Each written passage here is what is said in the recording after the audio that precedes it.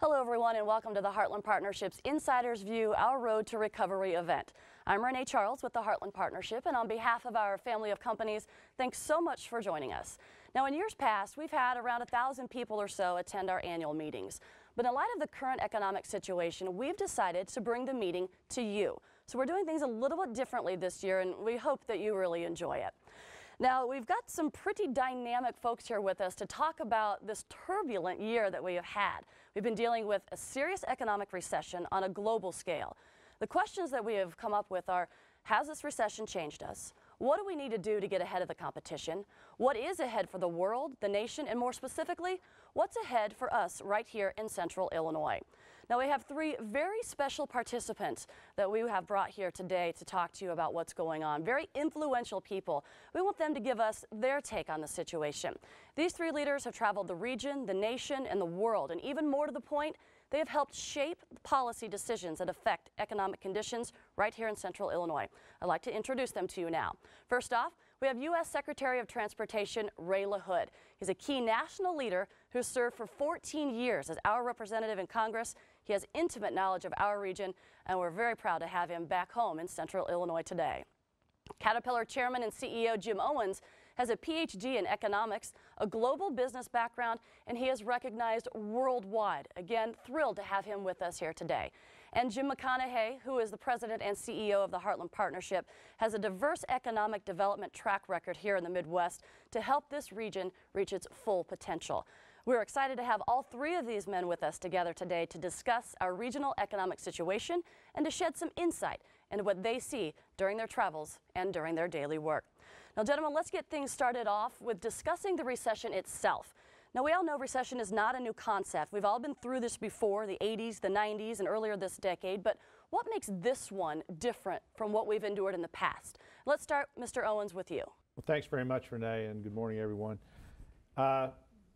Well, it is a classical economic recession in terms of a contraction, global GDP actually being negative. What differentiates this one, I think, is first off the speed at which it occurred in the global economy, really in the post-Lehman Brothers collapse in September. In the ensuing 90 days, literally global commodity markets, equity markets around the world and exchange markets fluctuated dramatically. And I'm talking numbers between 15 and 90% in a very, very short period of time. And credit markets literally went into a state of seizure. This resulted in already recessionary conditions in the United States, Europe, and Japan, cascading into a global contraction that will be far and away the worst recession we've seen since the 1930s. In our business, of course, global capital goods, we literally saw order backlogs of on the order of 3 years in the October-November timeframe evaporate within a 6-week period of time. By the time we got to January, we were at 50% of capacity for some of the things, large products, that we had a 3-year order backlog going into that.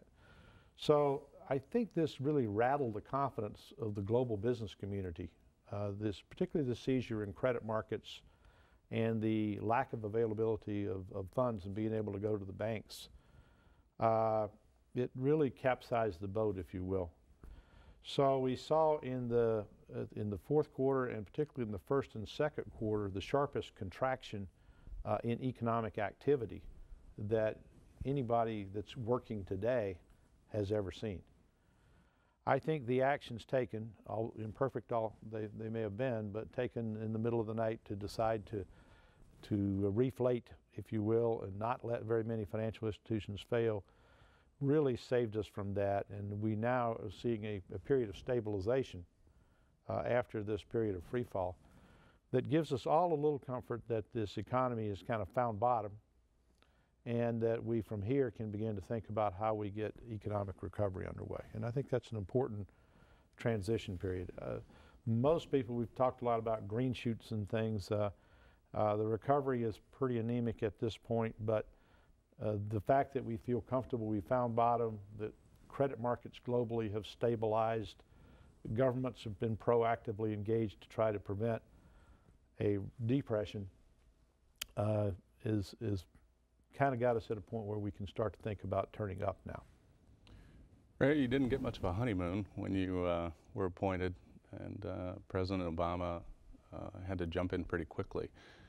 What other conditions have occurred in the last few months to help protect us from going into a depression? Well, I agree with many of the things that Jim has said. I think this is the worst recession that the country has ever faced. I think in the history books it'll be written as one of the worst recessions. And to have so many people out of work and to have such an international calamity in the housing sector, in the banking sector, and certainly in a number of other sectors. I do think that the President recognized early on that a big economic stimulus would be helpful, and that's the reason that he persuaded the Congress to pass a $700+ billion bill. I do think that the so-called clunkers program, where in less than 30 days, over 700,000 cars were sold, that would have never happened if it hadn't been for that program. So $3 billion, a huge lifeline to the automobile industry, to car salesmen, to people that work in showrooms, to people that run scrap yards, to financial institutions that made the loans for these 700,000 cars. All over our economy, we saw a rare opportunity to really help one segment of our economy. Well, the myth is that the stimulus package was all going to get spent right away. Right. Well, what's the real plan? The plan is that over now, the next 12 months, the plan will get spent out. I mean, we've just started through our Department of Transportation program on highways and bridges, on transit money, getting the money out the door.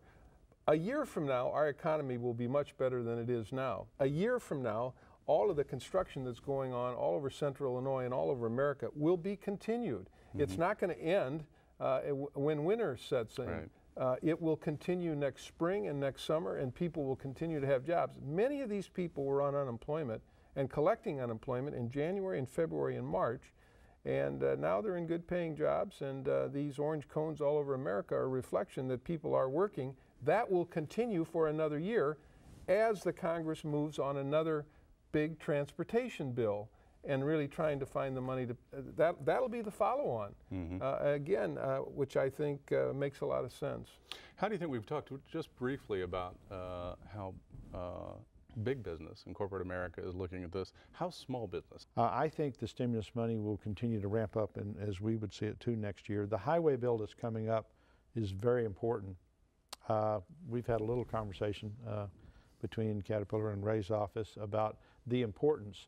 Interestingly, in our country, the rate of growth in investment in infrastructure since 1970 has been about 1/2 the rate of growth in GDP. So we're getting to a point where our highways and rails are congested, in poor physical state, and we have underinvested in this space. So this is politically not a popular thing to say, as some have observed, but you know, the last time we raised the gasoline tax was 1993, and that's the funding mechanism that takes care of maintaining, if you will, and strengthening our infrastructure.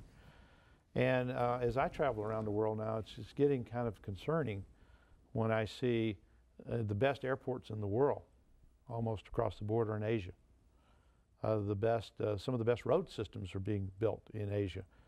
The best rail service. I mean, they're new, they're growing, they're in an investing stage, but they're putting in a spectacular infrastructure to help them compete in the world market 10, 15 years from now. And our country's got to begin to think about investing in a world-class infrastructure for our country to help us be more competitive at home and abroad in how we compete in the global markets that we need to serve in the future. You're watching the Heartland Partnership's Insider's View, Our Road to Recovery. There's more to come.